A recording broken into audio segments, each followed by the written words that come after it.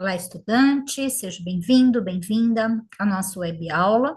Bom, nós já tivemos uma primeira web aula em que a gente fez um panorama, né, do que vai tratar na disciplina, os principais assuntos, falamos do plano de ensino, né, que é fundamental, e agora a gente vai ver um pouquinho dos processos, que eu acho que é bem importante, porque, né, a gravura, ela pede essa interação com processos artesanais bastante específicos, né? Então, a gente vai ver o processo, né, e ver alguns resultados de gravuras históricas aí, consultando o Google Arte e Cultura, tá bem? Então, eu vou dividir a minha tela com vocês, que vocês vão ver. E assim, eu vou explicar que eu não vou colocar áudio nos vídeos do YouTube, porque eu vou falar o processo para vocês, acelerando um pouquinho para dar tempo da gente fazer isso aqui no nosso, na nossa web aula, também no nosso tempo de web aula. Então, eu vou começar aqui, vou abrir, a primeira coisa que eu vou abrir para vocês é aqui uma imagem de uma xilogravura. Então, a gente está falando dos processos gráficos, tá?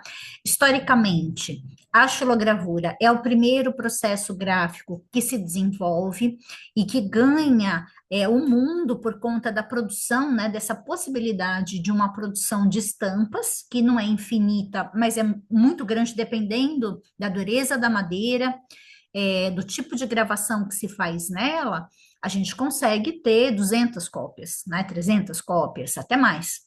Então, a xilogravura, primeiro, o que que ela é? Né? A xilogravura é uma gravação em que eu tenho uma matriz. Essa matriz originalmente é feita de madeira. Hoje em dia a gente tem linóleo gravura, por exemplo, que linóleo é uma borracha, e você faz a gravação nessa borracha. Mas a xilogravura, você tem então essa matriz, a gente está vendo aqui, né, uma matriz de xilogravura na tela, já gravada, né? Então, essa matriz de xilogravura, ela está gravada de um jeito assim, que aquilo que a parte do desenho que eu quero em linhas, né, pretas, em áreas, em chapados pretos, eu deixo alto, né, e eu cavo tudo que eu quero que fique em branco, seja linha, sejam áreas brancas. Então, aqui a gente consegue ver ó, a gravação de linhas, né, que vão ficar em branco, a parte do chapado preto, não é? As linhas que vão ser deixadas aqui. Então, eu tenho um processo de escavar ou cavar a madeira, né? Eu tenho ferramentas para isso, que são as goivas, e aí eu tenho um processo em que depois que essa madeira está toda gravada, que ela é a matriz, eu vou fazer a estampa, né? O que que é a estampa? A estampa é o resultado desse processo de impressão. Então, agora a gente vai ver, eu vou mudar aqui de tela, né? A gravação eu acredito que está acompanhando, uma pessoa fazendo uma impressão manual de uma xilogravura aqui num desses shorts, né, do YouTube, porque justamente para caber aqui no nosso tempo, tá? Então vamos lá? Olha lá, a pessoa passou a colher por trás, ela colocou o papel, retirou, tá aí, né, a gravura feita, tá? Então, é simples o processo, eu tenho que esfregar na parte de trás para que essa tinta que está sobre a madeira, que foi depositada através do uso do rolo, seja transferida, então, para o papel. E aí vamos ver, não é, alguns resultados aqui dessas xilogravuras, tá? Então, agora eu estou no Google Arte e Cultura, e aí eu vou mostrar esta primeira aqui, né, que é o Oswaldo Guild, é uma gravura de 1940, eu vou aproximá-la um pouquinho mais, né? Então a gente observa o que que foi escavado na madeira, são essas linhas em branco, fazendo esse movimento desse céu, né?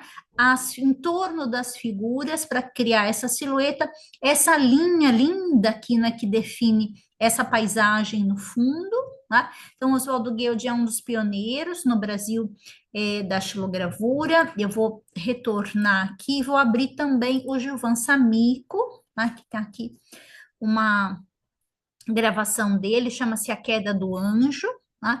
Então, existe no Nordeste, no Brasil, uma tradição fantástica de xilogravuras que são produzidas inicialmente, né, para o cordel. O cordel é um pequeno livro com histórias que falam um pouco do cotidiano, ilustradas com essas xilogravuras. Então, a xilogravura ela tem uma ligação muito próxima com o livro, né? A história da xilogravura e a história do livro impresso caminha um pouco lado a lado aí, porque é a primeira forma de impressão que vai permitir que o livro seja ilustrado, todo tipo de livro, né? Sejam narrativas de viagem, sejam livros científicos, né? Então, a xilogravura ela vai estar ligada a todos esses processos. Aqui o livro Abramo, né, essa xilogravura também linda, né? Ela foi feita para um livro que é o Pelo Sertão, do Afonso Arinos, então é uma xilogravura que foi feita para ilustrar um livro, e aqui é uma xilogravura que a gente observa que a linha é muito mais delicada, né? Estou ampliando aqui para a gente conseguir ver, porque é uma xilogravura que a gente chama de topo, é o corte da madeira, que é diferente, o fio da madeira, né, tá todo para cima, então eu consigo trabalhar essa madeira com ferramentas que vão produzir uma linha muito mais delicada, muito mais fina, e também a madeira aguenta uma quantidade de impressão maior também. O que permite justamente esse tipo de impressão. Esse livro do Afonso Arinos fez parte de uma coleção chamava-se 100 Bibliófilos do Brasil, que era um grupo que patrocinava a confecção desses livros artesanais. E aqui, né, uma das mais importantes, eu vou abrir, acho que aqui, que é a onda, né, o ukiyo-e, né, aqui é a grande onda, vou ampliar aqui, tá aqui linda, né? É uma xilogravura do Hokusai, é uma das mais conhecidas que a gente tem, né, desse artista. Aqui é ela, né? É, o Kyoe é uma forma de xilogravura feita no Japão, né? E ela é uma forma de xilogravura onde a impressão é feita com tintas à base de água, né? Então tem toda uma maneira um pouco diferente da maneira ocidental de fazer. O Kyoe significa imagens do mundo flutuante, né? Então era um tipo bem popular de produção artística, mas que chega até o Ocidente e vai no século XIX ainda e vai influenciar artistas como Van Gogh, né? Que era um colecionador dessas imagens de ukiyo-e. Então isso também é xilogravura, né? É bem diferente a estética oriental da estética ocidental, mas ambas estão tratando aí de uma xilogravura, isto é, eu tenho matriz ou matrizes, nesse caso, né, da xilogravura colorida, eu tenho várias matrizes, e em cada uma das matrizes eu tenho uma gravação que corresponde à cor, né, ao espaço de cor que vai ser impresso, então um mesmo papel vai passar sobre várias matrizes, e no final eu vou ter essa estampa, né, que traz esse desenho, né, com toda a sua força. A xilogravura é uma arte que tem uma força expressiva muito grande, né?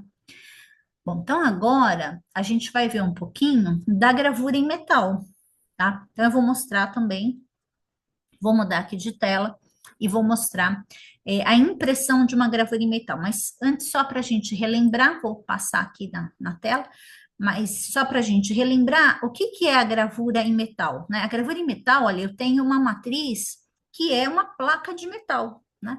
E a gravação dela é diferente. Bom, em geral, esse metal é o cobre, mas há outras possibilidades, há outros metais que podem ser usados também.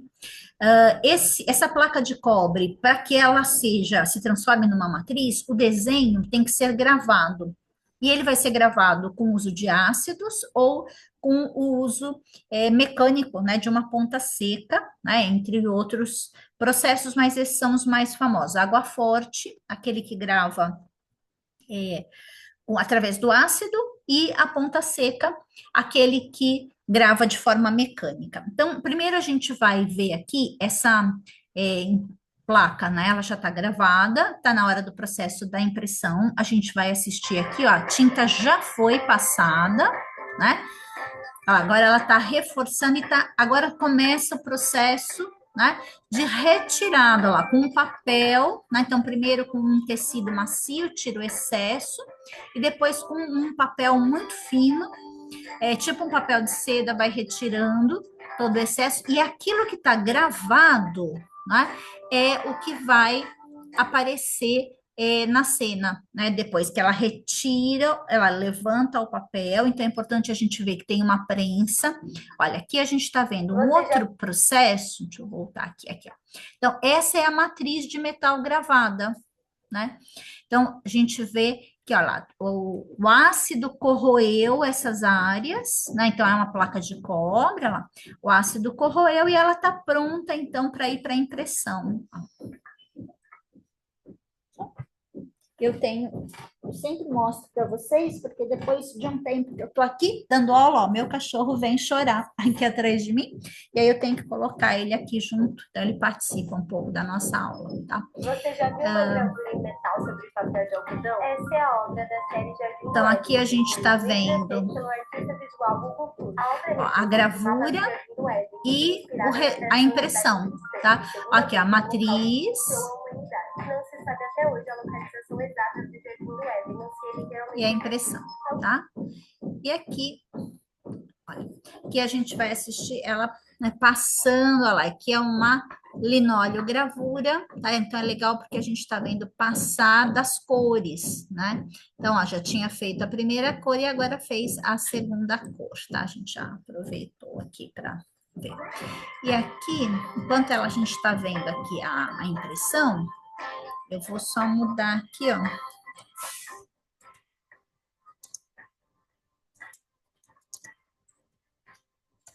Vou passar aqui para gravação em água forte, né?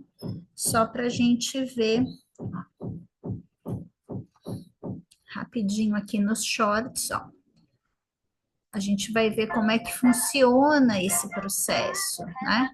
Ó, então ele está fazendo uma gravação, ó, direto com o ácido, tá? Então é interessante a gente observar como é que pode ser feita essa gravação. Agora entrou uma coisa que não é bem o que a gente quer. Vamos voltar aqui.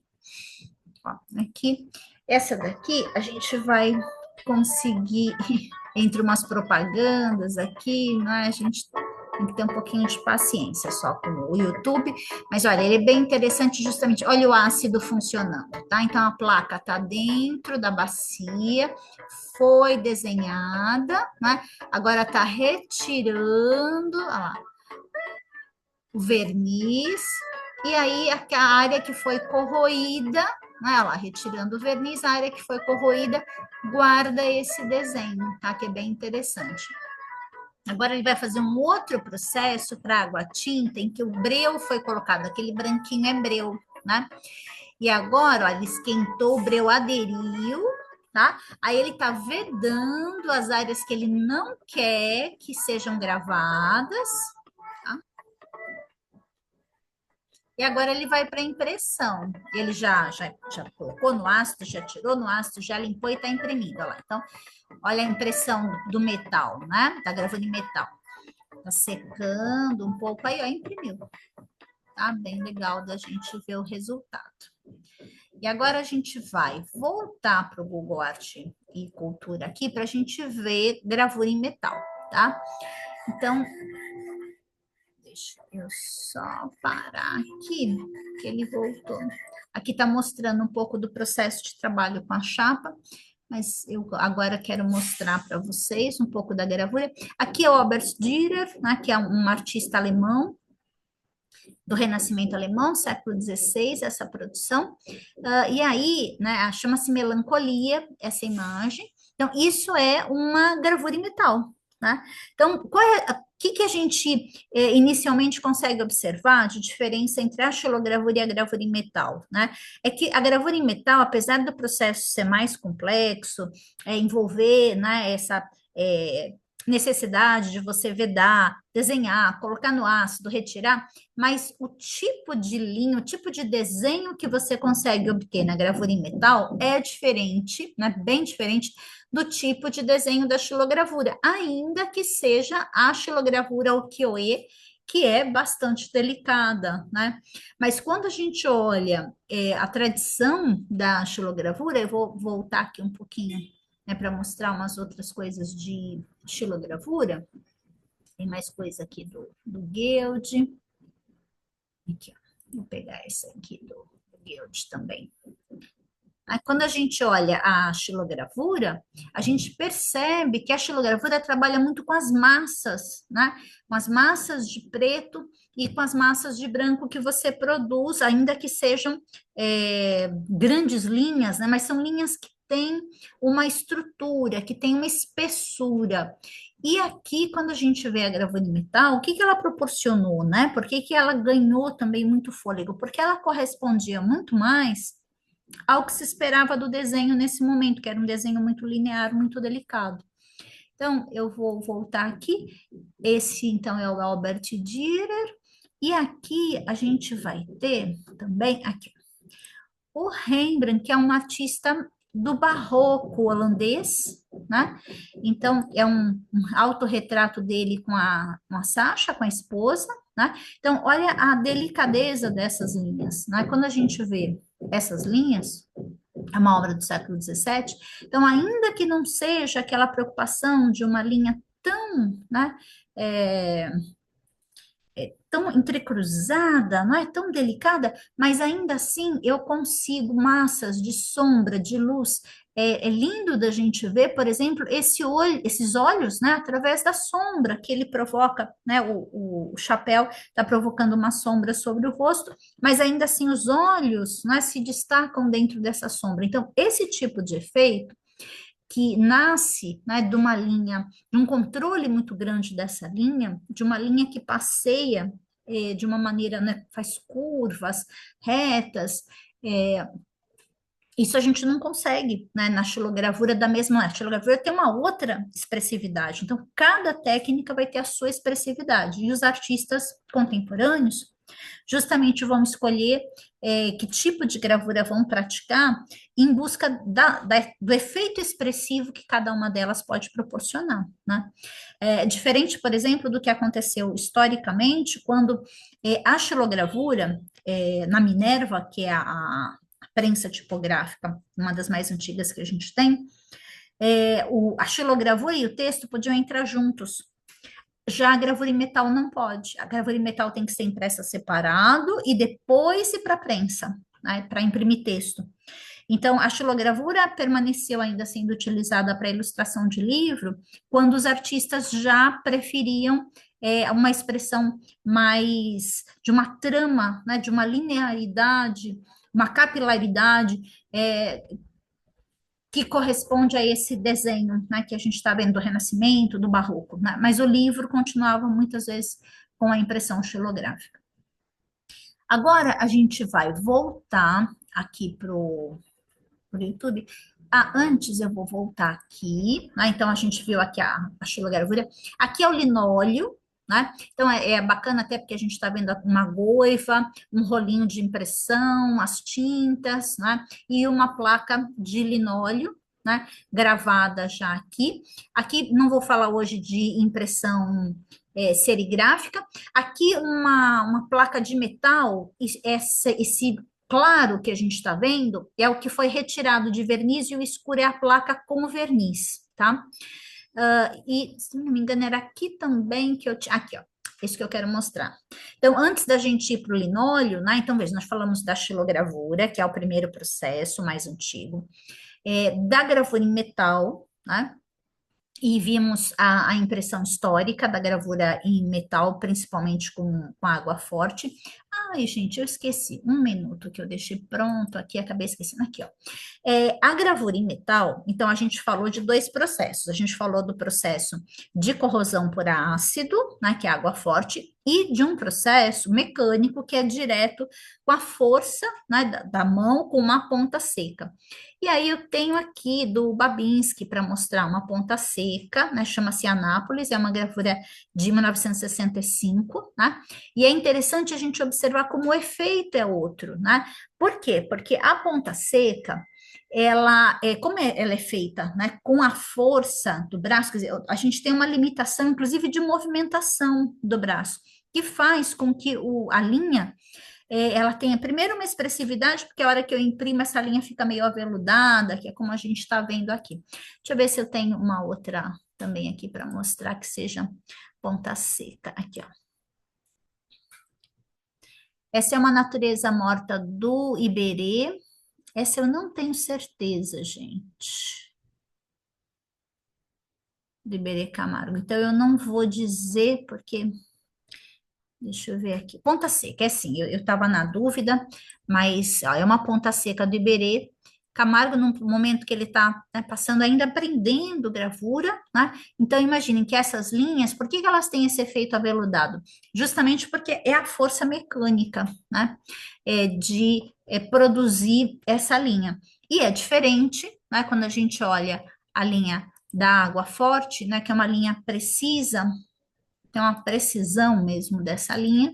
Então, a água forte, né? A gente vai ter uma linha bem. Pegar uma outra imagem aqui. Ah, essa é uma gravura muito famosa, né? Do Rembrandt. Vou colocar aqui.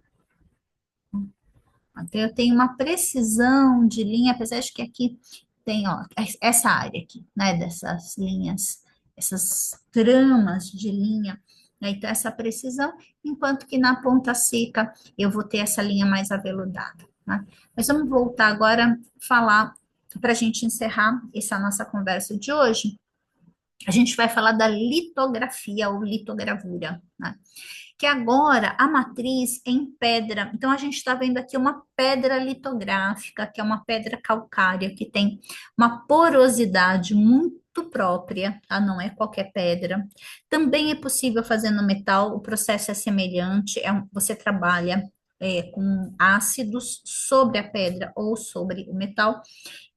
Os ácidos são diferentes, mas assim, o processo é o mesmo, né? E aí você torna a pedra, é, a- você desenha nela com o lápis litográfico, pode ter o tuche, que é uma tinta litográfica também, que são muito gordurosos, tanto o lápis como a tinta.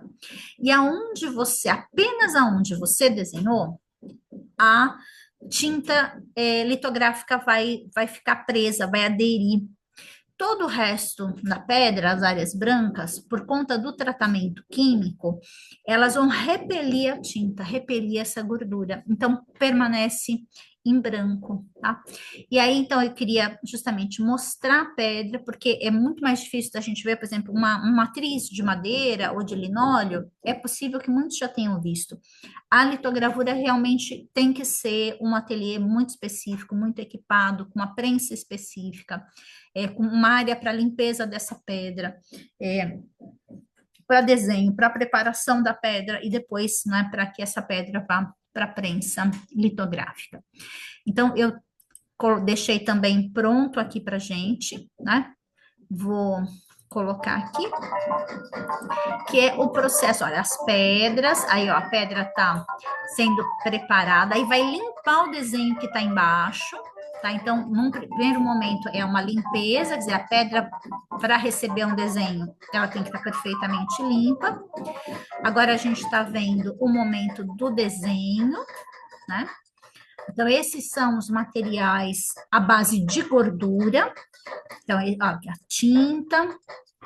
Então, a litografia, ela permite desenhar sobre a pedra de uma maneira muito mais semelhante ao que a gente desenha sobre o papel, né? Então, o efeito da lito é um efeito muito parecido, né, com o efeito do papel. Então, aqui é a hora da impressão, olha lá, ele preparou, vai para a prensa, essa é a prensa litográfica, né? Então, ela tem um sistema que passa sobre, né?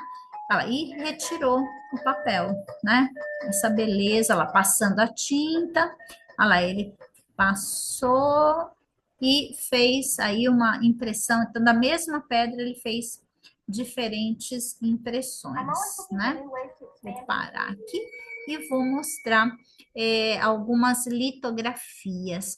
A litografia, eu vou mostrar inicialmente aqui uma litografia do Leopoldo Mendes, onde a gente percebe, olha, como se assemelha a um desenho, como se fosse um desenho com um carvão, né? Mas pode ser também, na verdade, é que essa aqui se assemelha mais a um desenho com um carvão, mas poderia ser um desenho um pouco mais detalhado, com linhas mais finas, mas o que eu quero que vocês observem é essa semelhança com o desenho, né? Então, se a gente retorna a xilogravura, olha a diferença, né, da expressividade de cada uma das técnicas. Então, a xilogravura, a gravura em metal, né, que é a que vai ter diferentes modos de gravação dessa placa de metal, que vão também,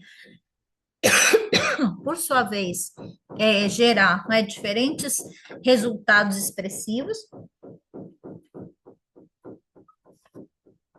E a litografia, né, que por sua vez vai se aproximar do desenho, mas também permite uma variação muito grande de resultados expressivos. E aí eu queria mostrar uma coisa, deixa eu ver se eu consigo aqui, que é de rótulos feitos com litografia ou livros também que foram impressos por meio da litografia. Estou caminhando aqui, esse aí eu acabei não separando, mas estou buscando um aqui que possa mostrar como. Não, em vez disso, eu acho que eu vou aqui, ó, mostrar os estudos, né, do José Cuevas, né, são litografias, mas aqui é interessante porque a gente consegue ver como os estudos, né, que ele vai fazendo em litografia, como ele explora a litografia, né, o touche, a linha, uma linha mais fina, uma linha mais mais força, né?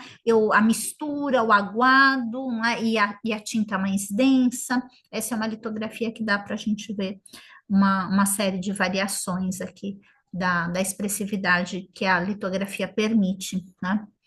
E vai ser usada também na impressão de livros, mas eu queria ver. Ah, eu acho que é aqui. Deixa eu ver se esse aqui vai me permitir. Não, ainda não é. Eu queria mostrar que muitos dos rótulos de produtos em geral, remédios, produtos que iam, né, chegavam na prateleira até o século XIX, muitas vezes eram feitos em litografia. Bom, mas acho que deu para a gente ter, né, uma boa ideia de como é feito. Eu vou romper aqui, né? Então, nessa web aula, a gente conheceu um pouco dos processos da xilogravura, da gravura em metal e da litografia. E nós temos ainda uma terceira web aula em que a gente vai falar dos processos da serigrafia e de algumas outras questões aí da bidimensionalidade, que é o tema central, né, da nossa disciplina. Espero que você tenha gostado de conhecer um pouquinho mais sobre esses processos e que em aula, né, na nossa web, nas nossas webs e nos nossos textos, a gente tem um pouco mais de possibilidades de adaptação dessas técnicas que dependem, né, de uma artesania muito específica, que dependem de um tipo de ateliê específico. A gente vai falar um pouquinho também nessa terceira web aula de algumas adaptações que a gente consegue fazer para poder trabalhar com as técnicas de gravura em sala de aula, tá bem? Então, até breve.